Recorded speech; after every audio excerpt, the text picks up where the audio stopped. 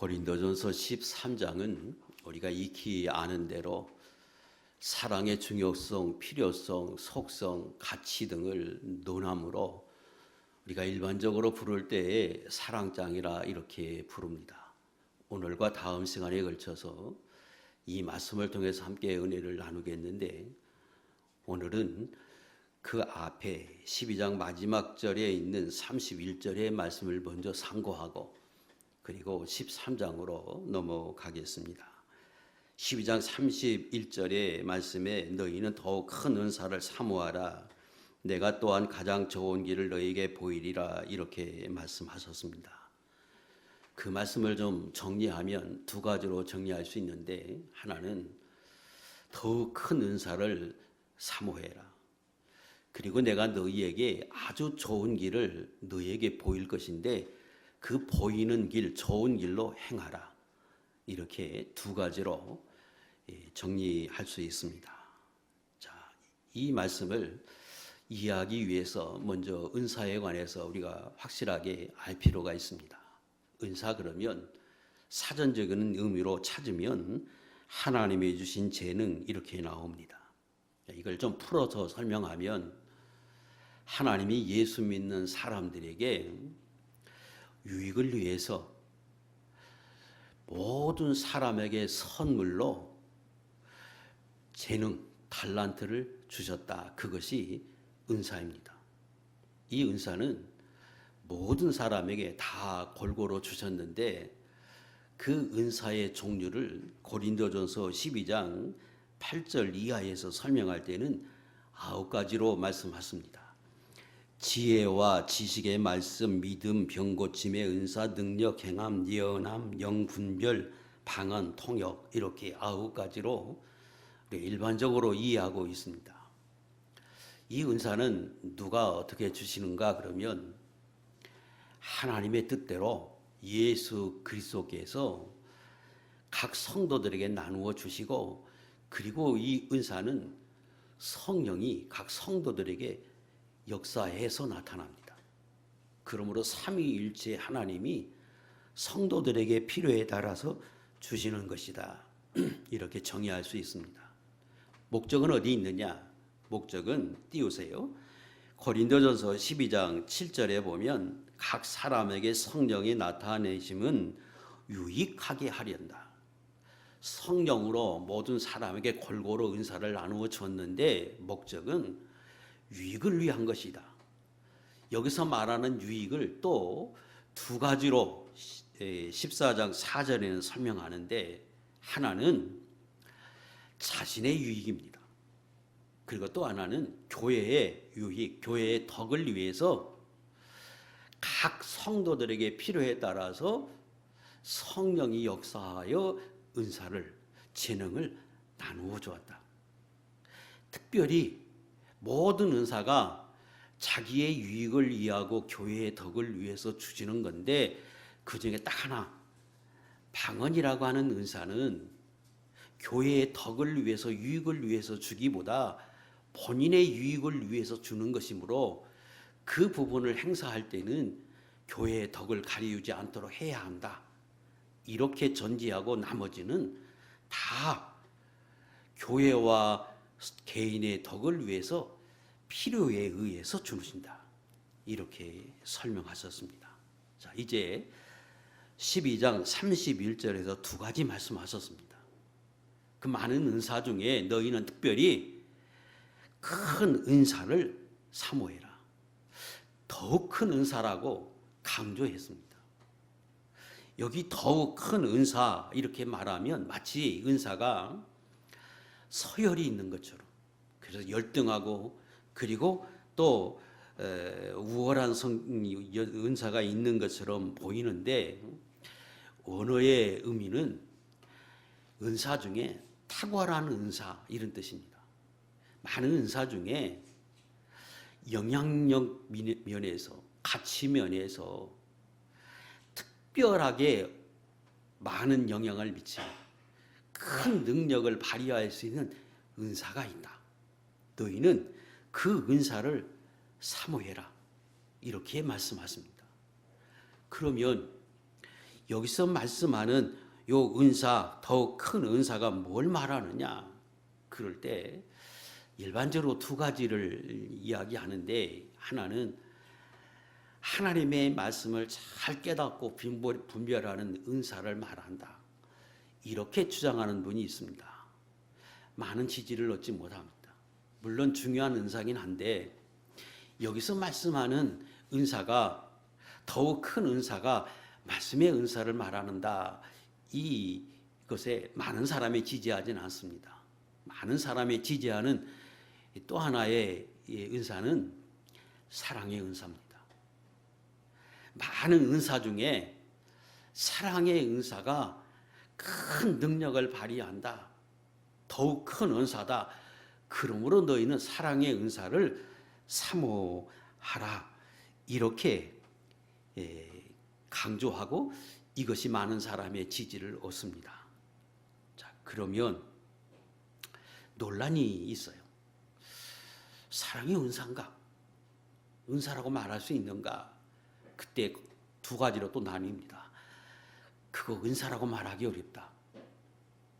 결정적인 증거는 12장 8절 이하의 9가지 은사를 말할 때 거기 사랑이라고 하는 은사를 말씀하지 않았다. 그래서 사랑은 은사에 속하지 않는다, 이렇게 말합니다. 사랑은 성령의 9가지 열매를 갈라디아 5장 22절 이하에 말씀하셨는데, 그때 처음이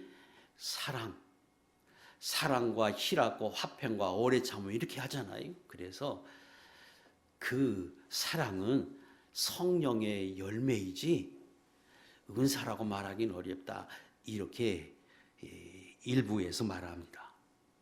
한편에서는 아니다, 여기서 말씀할 때에 이 가장 큰 은사, 아니 더욱 큰 은사는 사랑의 은사를 말한다. 증거가 뭐냐? 그럴 때에 은사는 선물로 하나님의 필요에 의해서 예수 믿는 성도들에게 주는 것이고, 그래서 그 은사를 받으면 자연적으로 성령에 의해서 나타나는 것인데, 마치 믿음을 주어서 믿어져서 예수 그리스도를 믿고 하나님을 믿는 것 같이 은사가 그런 것인데, 사랑도 그런 것이다. 요한일서 5장 1절 읽겠습니다. 시작. 예수께서 그리스도이심을 믿는 자마다 하나님께로부터 난 자니, 또한 나신 이를 사랑하는 자마다 그에게서 난 자를 사랑하느니라. 믿음을 은사로 주었어요. 누구에게? 예수 믿는 사람에게는 다 주었습니다. 정도의 차이가 있을 뿐이지 다 은사를 받아서 그 은사로 인하여 예수 그리스도를 믿고 하나님을 믿어서 우리가 하나님의 자녀가 됐습니다. 이건 의심의 여지가 없어요. 그리고 믿음을 은사라고 분명히 고린도전서 8절 이하에 말씀하십니다. 그와 같이 사랑도 성령을 우리에게 주실 때에 그 사랑의 은사도 우리에게 주어서 예수 믿는 사람은, 성령을 받은 사람은 마땅히 하나님을 사랑하고 내 이웃을 사랑하게 돼 있다. 내가 해야지가 아니라 이건 하나님이 내게 은사를 주어서 하나님을 사랑하고 성도를 사랑할 수밖에 없게 하셨다 정도의 차이가 있을 뿐이지. 그래서 요한일서 3장 10절에는 이렇게 말씀합니다. 만약에 어떤 사람이 예수를 믿는다, 하나님의 자녀라고 말하는데 그 사람 속에서 하나님을 사랑하는 것도 없고 성도를 사랑하는 것도 없고 하나님을 사랑함이 없어서 하나님의 말씀을 실천하고 의를 행하는 게 없다면 그 하나님 사랑하는 게 아니고 그 사람은 하나님의 자녀라고 하나님께 속한 사람이라고 말할 수 없다. 하나님께 속한 사람은 마땅히 하나님을 사랑하게 돼 있고 성도를 사랑하게 돼 있고, 그리고 하나님의 말씀을 사랑해서 하나님을 사랑해서 말씀을 지키고 의를 행하는 삶으로 변화되고 나타나는 것이다. 이렇게 설명해서 사랑도 은사임을 말합니다. 그리고 결정적인 것은 지금 31절에서 내가 더 큰 은사를 사모하라, 내가 가장 좋은 길을 너희에게 보이리라고 말씀하시면서 13장에서 그 사랑만 한 장을 말합니다. 그 사랑이 얼마나 중요하고 왜 필요한지를 말하고, 그 사랑이 어떤 것이다, 어떤 속성을 가졌다고 말하고, 그리고 그 사랑의 가치가 어떤 것이라고 하는 걸 아주 자세하게 설명합니다. 그런데 그렇게만 설명하면 조금 고개가 갸우달 수 있는데, 12장의 내용이 뭐냐 그러면 처음부터 끝까지가 은사에 대해서 설명합니다. 은사는 이런 것이다. 그리고 그 은사를 차근차근 설명합니다.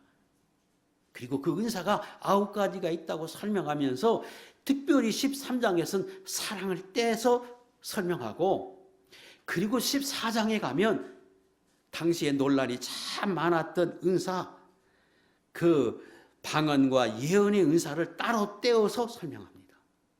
그러니까 12장, 13장, 14장이 은사를 설명하는 거고, 그 12장에는 전체적인 것을 아울러서 이야기하고, 그 중에 제일 큰 은사인 13장에서 사랑을 특별히 더 다루고, 그리고 논란이 많았던 두 은사는 14장에서 다루고, 자연스럽지요.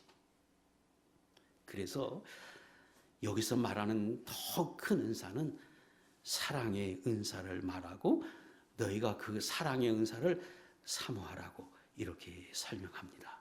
자, 그러면 이제 여기서 말씀하는 그 12장 마지막 절에서 두 가지 제가 강조한다 그랬어요. 그 두 가지를 이제 조금 더 풀어서 설명하겠습니다. 첫 번째가 더욱 큰 은사를 사모하라 그랬습니다. 그리고 그 더 큰 은사가 사랑의 은사다, 이게 탁월한 은사다, 제가 이렇게 설명했고, 그 은사에 대한 논쟁이 있다고 하는 것까지 설명을 드렸습니다. 자, 그러면 왜 사랑이 그렇게 큰 은사냐? 왜 더 큰 은사라고 성경은 설명하느냐? 자, 그러면 우리가 아는 대로 마태복음 22장에 보면 한 율법사가 예수님께 나옵니다. 띄우세요. 22장 35절 이하에 있는 말씀이에요. 율법사가 나와서 예수님께 질문합니다. 예수님, 성경의 율법에 제일 중요한 것, 첫째 되는 계명이 무엇입니까? 그러니까 예수님이 설명하기를 두 가지다. 하나는 하나님을 사랑하는 것, 그리고 또 하나는 내 이웃을 사랑하는 것, 이것이 성경의 강령 핵심이다 하고 설명하십니다. 그러면 성경의 중심이 하나님을 사랑하는 거고, 내 이웃을 사랑하는 거라고 하면, 하나님이 성도들에게 필요해서, 성도들에게 신앙생활에 유익을 주기 위해서, 교회에 덕을 끼치기 위해서 많은 재능을, 은사를 선물로 주셨다면, 그 하나님을 사랑하고 성도를 사랑할 수 있는 그 능력을 주시는 건 당연하고, 만약에 그 능력을 주셨다면 그것은 성경에서 제일 중요시 여기는 사랑을 주신 것이므로 마땅히 더욱 큰 은사고 제일 귀한 것이죠. 그래서 많은 은사를 하나님이 주시는데, 그 중에 제일은, 아니 그 중에 아주 중요한 은사는, 큰 은사는 사랑이라는 겁니다. 그리고 그 은사 중에 사랑이 없으면, 오늘 13장 1절에서 3절을 중점적으로 다룰 건데 거기서 다시 설명하겠습니다. 아무것도 아니다. 사랑이 없으면 그 무엇도 아무 유익이 없다. 그러므로 예수 믿는 사람에게 아주 중요한 것이 사랑이다. 그러므로 더욱 큰 은사가 사랑이다. 이 뒤에서 다시 설명하겠습니다. 자, 지금 하나님이 13장에서 사랑을 다루기 이전에 더 큰 은사를 사모하라 그랬습니다. 사모하라는 말은 그 은사를 받고 싶어하고, 그리고 그 은사를 소유하고 싶어서 하나님께 간절히 기도하라는 말이고, 그 사랑하는 그 능력도 하나님이 은사로 재능으로 나누어 주듯이 믿음을 주는 것이기에 기도할 필요가 있다는 거예요. 사모할 필요가 있다는 거예요. 하나님 앞에 내가 그리스도의 사랑을 실천할 수 있는 사랑, 이 사랑을 소유할 수 있는 사람이 되달라고 하나님 앞에 기도하라, 이렇게 전지하고 사랑을 설명합니다. 두 번째, 가장 좋은 길로 행하라. 두 번째 강조한 겁니다. 여기 가장 좋은 것은 뭐냐? 이것도 사랑입니다. 12장 31절 말씀을 다시 보면 너희는 더욱 큰 은사를 사모하라. 내가 또한 가장 좋은 길을 너희에게 보이리라. 그리고 13장에서 사랑을 설명합니다. 다시 말하면 사랑은 제일 큰 은사, 더욱 큰 은사일 뿐 아니라 아주 좋은 길이다. 좋은 방법이다. 그러므로 사랑을 너희가 실천해야 한다. 내가 그 사랑을 지금 설명하겠다. 그리고 지금 13장에서 사랑을 설명했습니다. 그리고 쭉 사랑을 다 설명한 이후에 14장 1절 사랑을 추구하며 신령한 것들을 사모하되 특별히 예언을 하려고 하라. 다른 두 은사, 예언의 은사와 2절 방언의 은사를 설명하면서 전제로 사랑을 추구하면서 그 사랑을 바탕으로 해서 예언과 방언을 너희가 구하라고 설명합니다. 그래서 여기 말씀하는 제일 좋은 길, 사랑, 큰 은사, 사랑의 은사를 지칭한다. 이렇게 설명할 수 있습니다. 자, 그러면 의문이 하나 있지요. 왜 중복해서 설명했을까? 제일 큰 은사를 사모하라.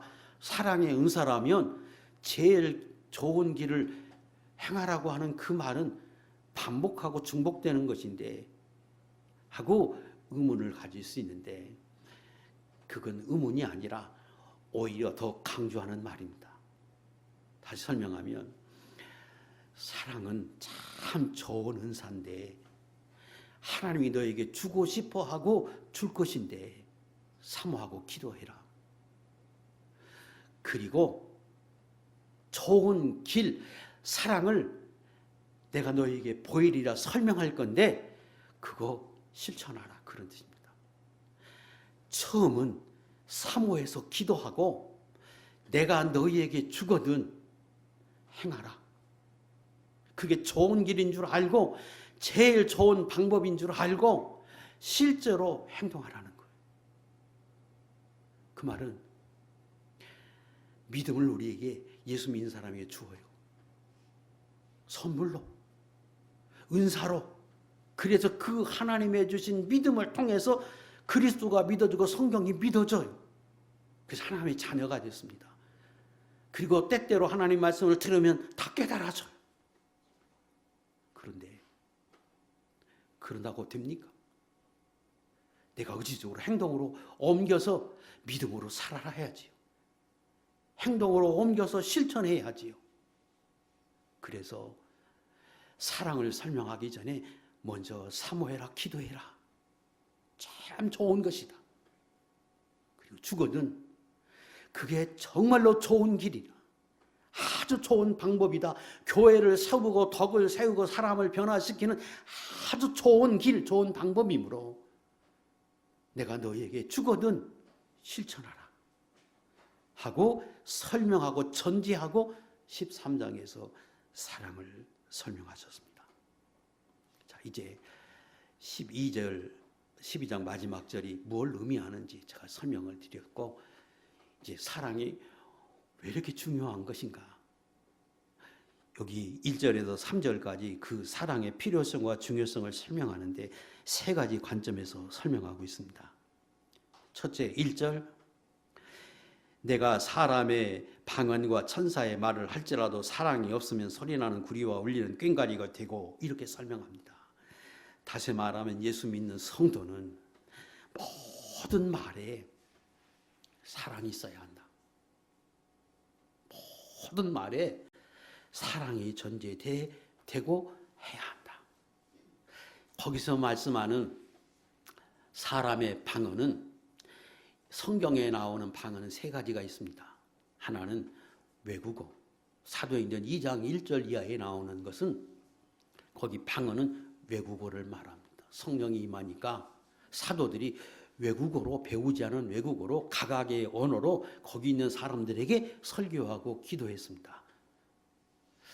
그때 그거 방언으로 말합니다. 두 번째는 하늘의 언어, 하나님과 대화, 우리가 이렇게 표현하는 방언입니다. 하나님과의 하는 언어, 우리가 일반적으로 여러분이 알고 있는 방언, 이거 방언입니다. 세 번째는 하나님을 내가 예수 그리스도에 주시는 성령에 의하여 깨닫고, 하나님의 말씀을 깨닫고 새로운 언어, 그래서 신령한 언어, 아주 이전에는 알지 못했던 영적인 부분을 이야기하기 시작해요. 신앙이 깊어지면 깊어질수록 그 말이 신령한 하늘의 언어, 고상한 언어인데 영적인 언어, 이걸 하기 시작합니다. 그리고 기도할 때에도 기도가 점점점 깊어지는데, 그 깊어진다고 할 때 그것은 영적인 언어지요. 신령한 언어, 성경적인 것, 하나님의 뜻대로 하는 기도, 말, 이거 세방언이라고 말합니다. 그래서 여기서 말하는 방언은 세 가지예요. 1절 내가 사람의 방언 이럴 때, 여기 사람의 방언은 신령한 언어. 예수 믿고 나니까, 이제 예수 믿고 나서 신앙이 깊어지니까 그 말이 얼마나 고상하고, 이전에는 경험하지 못했던 영적인 것들을 이제 이야기해서 기도도 훨씬 더 깊어지고 말도 고상해지고, 선한 말, 영적인 말, 이렇게 하기 시작합니다. 제일 큰 변화는 자기 스스로도 경험하는 바잖아요. 어느 순간인부터 내 기도가 나도 모르게 내가 깜짝깜짝 놀랄 만큼 내 기도가 변해요. 예전에 5분도 못했는데 10분, 20분 하는데 어디서 그런 말이 나오고 내가 배웠는지 성경적이고 그 영적인 언어를 하기 시작해. 그 새 방언이에요. 그래서 예수 믿는 사람이 교회 와서 이렇게 어느 사람과 이야기하다 보면 부럽지요. 참 저 사람 마음 참 고상하고, 그러면서도 성경적이고, 그리고 그 말을 들으면 참 마음 평안하고, 사람의 방언입니다. 그렇게 말하는 사람 참 좋은 것이고, 우리가 다 사모해야 하는 사람들입니다. 그리고 사람들이 볼 때 현저하게 눈에 띄는 은사이기도 합니다. 그것도 은사예요. 자, 또 천사의 말을 할지라도, 여기 천사의 말은 영적이지 못하는데 말을 참 이쁘게 하는 분이 있죠. 고상하게. 신앙의 깊이는 아직 덜 깊이가 있는데 그 말이 참 곱고 아름답고, 그리고 고상한 언어를 사용하시는 분들, 말 잘하는 분들이 있어요. 천사의 말이지요. 자, 참 사모하고 많은 사람에게 현저하게 눈에 띄는 그런 은사, 그런 말을 하는 사람이 있다고 해도 사랑이 없으면 소리나는 구리, 울리는 꽹과리, 또 꽹과리 알지요? 그 꽹과리와 같이 소음에 불과하다는 겁니다. 아무리 아름다운 말, 아무리 영적인 말, 성경을 다 꿰뚫어서 신령한 언어로 말할지라도 거기에 사랑이 없으면 소음에 불과하다. 소음에 불과하다, 꽹과리의 소리와 같다, 이렇게 말하는 것은 안 듣만 못하다는 거예요. 소음과 같다는 말은 다른 사람이 피하게 된다는 거예요. 말은 참 잘하는데, 그런데 거북해. 같이 있고 싶지는 않아. 피하게 돼. 뭐가 없으면? 사랑이 없으면. 거기에 그냥 가만히 있는 게 아니라 말하는 잘하는데 그 사람과는 있고 싶지 않은 사람이라는 거예요. 뭐가 없으면? 사랑이 없으면.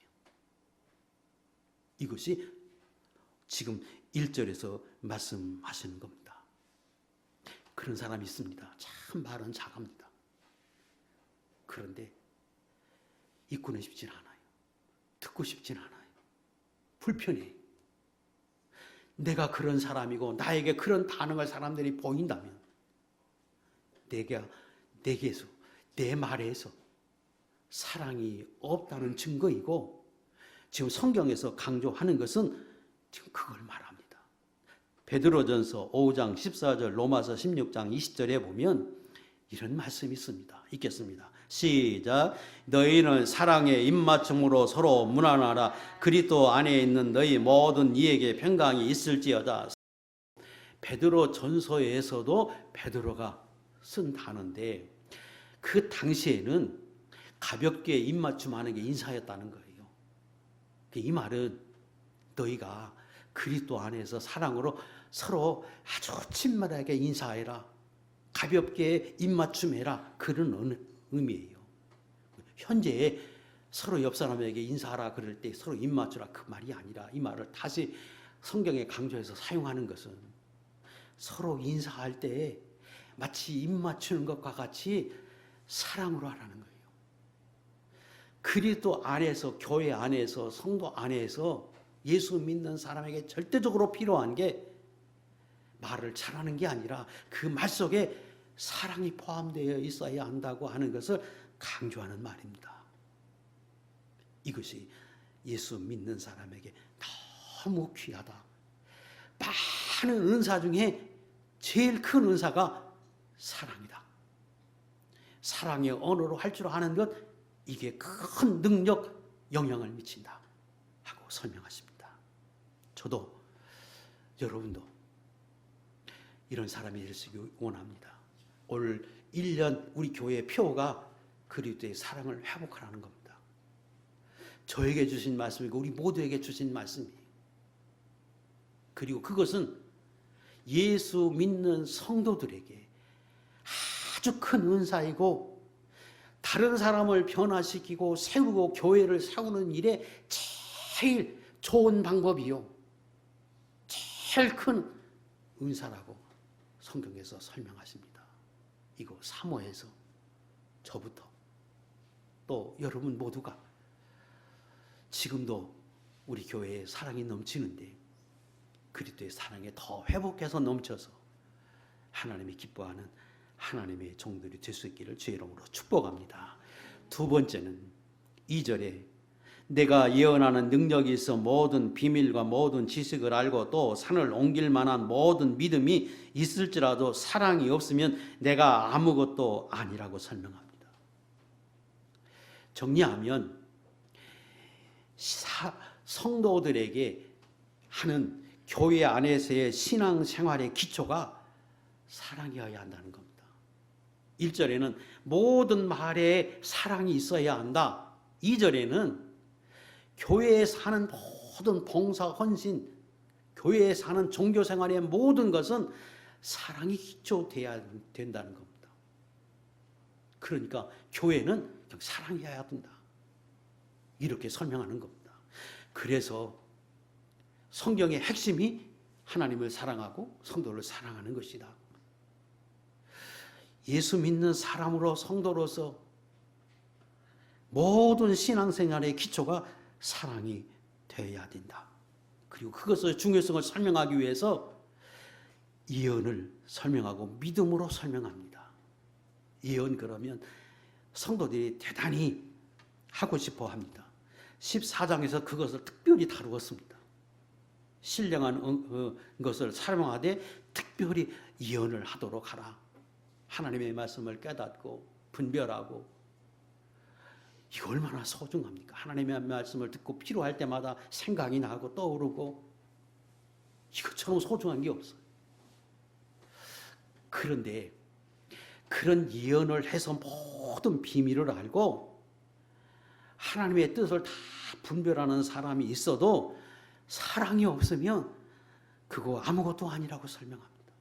성도들이 제일 사모하고 좋아하는 것, 모든 비밀을 다, 하나님의 비밀을, 하나님의 뜻을 다 아는 사람이라고 해도 그래도 사랑이 없으면 그가 아무것도 아니라고 설명해서 제일 중요한 게, 제일 큰 것이 사랑임을 이렇게 강조합니다. 또 믿음이 있어서 산을 옮길 만한 그런 능력이 있어도 믿음 얼마나 소중합니까? 근데 그 믿음이 너무 커서 그 사람의 기도하면 산을 옮길 만한 능력이 나타나는 사람의 믿음이라고 해도 사랑이 없으면 아무것도 아니라는 거예요. 그러므로 얼마나 지금 성경에서 사랑을 강조하려고 하는지를 설명합니다. 산을 옮길 만한 믿음이 있어도 너 사랑이 없으면 아무것도 아니다. 하나님의 말씀을 다 깨달아서 필요할 때마다 다 생각나고 내 모든 일을 다 하나님의 뜻을 비밀을 다 안다고 해도 너 사랑이 없으면 그거 아무것도 아니다 라고 설명해서 사랑이 얼마나 중요한지 필요한지를 설명하셨습니다. 로마서 16장 13절 14절 시작. 깨어 믿음에 굳게 서서 남자답게 강건하라. 너희 모든 일을 사랑으로 행하라. 표를 했던 말씀이기도 합니다. 내가 내 믿음이 남자같이 변하지 않고 견고하고 굳세고 강건하고 흔들리지 않는 믿음을 가져라. 그런데 사랑으로 해야 한다. 사랑으로 해야지.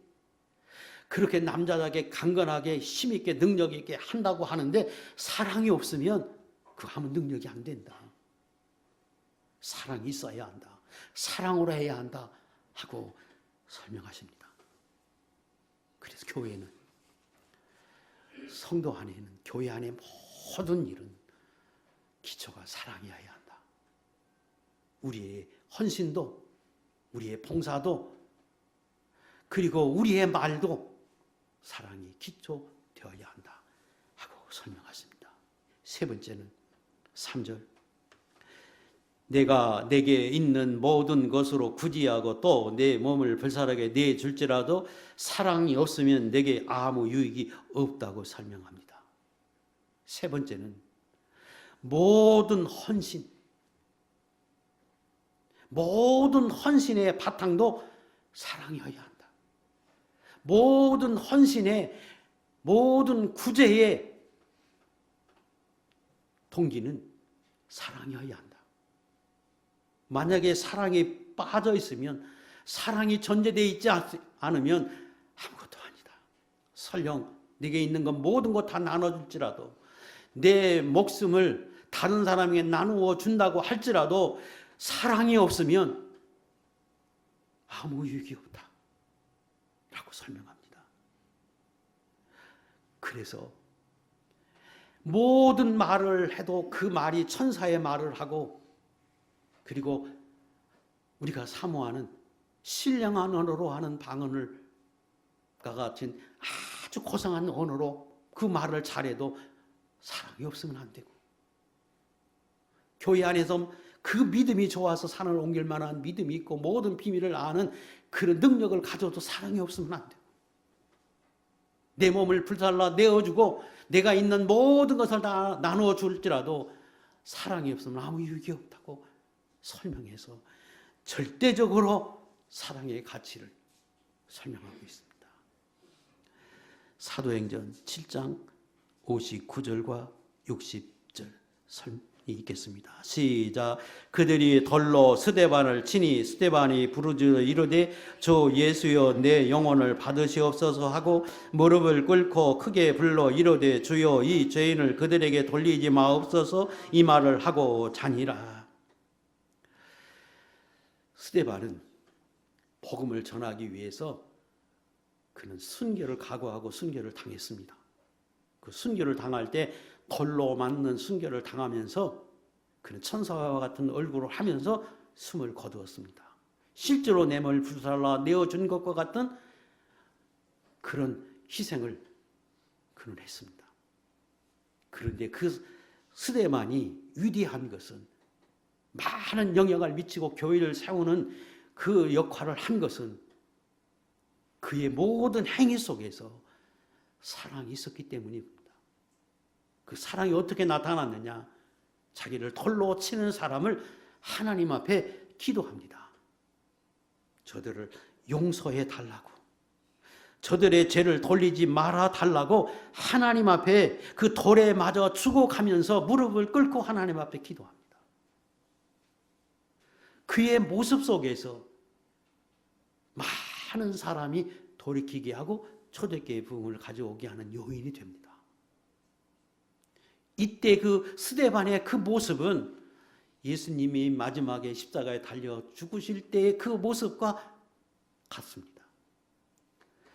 누가복음 23장 34절, 이에 예수께서 이르시되 아버지 저들을 사하여 주옵소서, 자기들이 하는 것을 알지 못함이니라 하시더라. 그들이 그의 옷을 나눠 제비 뽑으며 찌미를 뱉으며 그렇게 모욕을 주면서 예수님의 십자가 못 박는 그 현장에서 예수님은 알지 못해서 저들이 이렇게 행하는 것이라고 말씀하시면서 그들을 용서하시고 하나님 앞에 긍휼을, 사랑을 기도했습니다. 그 사랑이, 그 긍휼이 오늘 저와 여러분을 변화시켰고 많은 사람을 살렸고 오늘 수많은 사람이 예수 그리스도 앞에 무릎을 꿇게 하셨습니다. 진정한 능력은, 은혜는 사랑 앞에 있다고 하는 것. 그 사랑이 전제되지 않으면 아무 의미가 없지만 그 사랑이 전제될 때 비로소 사람을 변화시키고 그것이 위대한 역사를 가져올 수 있다고 하는 것을 우리에게 말씀하십니다. 오늘날에도 수많은 사람이 자기 목숨을 버리면서 의를 부르짖고 자기 주장을 합니다. 최근에도 어떤 사람이 분신을 하면서 자기의 뜻을 관찰하고 싶고 자기의 의사를 표현했습니다. 수많은 이슬람 교도들이 오늘도 폭탄을 자기 몸에 두르고 그리고 자기 생명을 아끼지 않으면서 그들은 투쟁합니다. 그러나 그 투쟁이 헛된 것은, 가치 없는 투쟁이 되는 것은 사랑이 전제되어 있지 않기 때문입니다. 그들은 죽어가는 순간에 증오하면서, 기독교를 증오하고 반대편 사람을 증오하면서 수많은 사람들의 생명을 상하게 합니다. 그것은 악한 마귀에 속아서 자기 생명을 버리는 그런 악한 마귀의 종이 된 것이요, 속은 것이요, 가치 없는 실패의 인생이지만 하나님께 속하고 이끌려서 사람을 변화시키고 생명 있게 하고 하나님 앞에 영광이 되고 상금을 얻는 이 헌신은 사랑이 전제된다는 거예요. 왜? 성령에 이끌리는 그 성령은 사랑이 전제되어 있기 때문입니다. 그러므로 예수 믿는 사람은 언제나 사랑의 소중함을 알아서 하나님 앞에 그 은사를 구하고 하나님이 내게 주실 때 그걸 적극적으로 내가 실천해서 사랑의 사람이 되라고 우리에게 설명해 주시고 있습니다. 말씀을 정리하겠습니다. 왜 예수 믿는 사람에게 성령이 우리 안에 임재하게 계시고 그리고 성령 충만한 사람들에게 왜 사랑이 그렇게 중요하고 사랑이 없는 그것이 아무 의미가 없다고 강조하시느냐? 그러면 사랑이 없이 어떤 능력을 행할 수 있고 은사를 행할 수 있습니다. 그 이유는 많은 은사가 하나님이 주시면 성령이 역사하지 않아도 그 은사가 단번에 소멸되지 않고 계속 유지되는 것이 일반적이기 때문입니다. 그래서 하나님의 어떤 은사를 얻어서 참 말을 잘하고 기도를 잘하는 사람이 있다고 칩시다. 그래서 그것이 분명히 성령의 역사하고 성령이 주시는 은사였는데 그 은사가 성령이 역사하지 않으면 그런 은사가 전혀 나타나지 않은 게 아니라 한번 성령을 부어 주어서 그런 은사를 주시면 일반적으로는 소멸이 되되 서서히 소멸이 되기에 성령이 역사하지 않아도 그 은사가 그냥 나타나서 여전히 기도가 잘하는 모습의 사람으로 나타날 수는 있습니다. 그러나 능력이 없을 뿐이죠. 성령은 갈라디아 5장 22절에 오직 성령의 열매는 첫 번째가 사랑입니다. 그래서 성령이 충만하면 마땅히 사랑이 충만한 거고, 사랑이 충만한 사람은 정상적으로 보면 그 성령이 충만한 사람입니다. 그래서 예수 믿는 사람은 성령은 충만한 사람이어야 하고, 그 성령 충만함이 사랑 충만함으로 나타나야 정상이고, 그것이 온전한 사랑이고 온전한 충만이라고 하는 것입니다. 그런데 충만한 것 같은데, 열심인 것 같은데 사랑이 배제되어 있다고 하는 말은 그 충만이 뭔가 부족한 성령의 충만함을 입지 못한 충만함이라고 하는 사실을 또 한편으로는 우리에게 증거해 주는 것이기에 소중한 것입니다. 자, 성경에서 저와 여러분에게 성령이 충만한 사람이 되라, 그리고 사랑이 충만한 사람이 되라, 그것이 참 소중한 것이라고 설명합니다.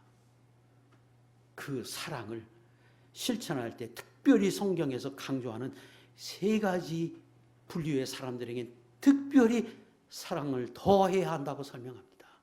첫째, 성경의 핵심인 하나님을 사랑하는 겁니다. 그리고 예수 믿는 성도뿐 아니라 예수 믿지 않는 모든 사람들 사랑해야 한다고 설명합니다. 두 번째는 특별히 예수 믿는 성도들, 그 중에 예수 믿는 사람들을 더 사랑해야 한다고 설명합니다. 순서를 바꿔서 갈라디아 6장 9절과 10절 먼저 띄우세요. 읽겠습니다. 시작. 우리가 선을 행하되 낙심하지 말지니 포기하지 아니하면 때가 이름에 거두리라. 그러므로 우리는 기회 있는 대로 모든 이에게 착한 일을 하되 더욱 믿음의 가정들에게 할지니라. 하나님은 하나님을 사랑하라고 설명합니다. 그리고 모든 사람을 사랑하라고 하는데 그 중에 특별히 예수 믿는 사람을 더 사랑하라 하고 설명하십니다. 세 번째는 가족을 사랑하라고 말합니다. 디모데전서 5장 8절 우리가 여러 번 찾았습니다. 누구든지 친족, 가족을 사랑하지 않는 사람, 돌보지 않는 사람, 이거 하나님을 배반한 사람이요, 믿음을 저버리는 사람이요, 아주 불신자보다 악한 사람이라고 성경은 설명합니다. 그래서 성실해야 합니다. 가족을 돌보는 일에 성실하고, 그리고 가정을 사랑하는 일에 성실해야 합니다. 이거 절대적으로 하나님이 강조하는 겁니다. 말씀을 마치겠습니다. 올 우리 교회의 표어가 그리스도의 사랑을 회복하자. 그 사랑은 하나님이 우리에게 주시고 싶어 하시는 많은 은사 가운데 제일 큰 은사고, 그것이 교회를 세우고 사람을 변화시키고 하나님을 기쁘시게 하는 접경이고 제일 좋은 방법이고 좋은 길이라고 우리에게 설명해 주고 있습니다. 저도 여러분도 사모하고, 그래서 적극적으로 기도하고 하나님이 주실 때 실천해서 하나님을 기쁘시게 하는 하나님의 거룩한 종들이 될 수 있기를 주의 이름으로 축복합니다. 기도하겠습니다.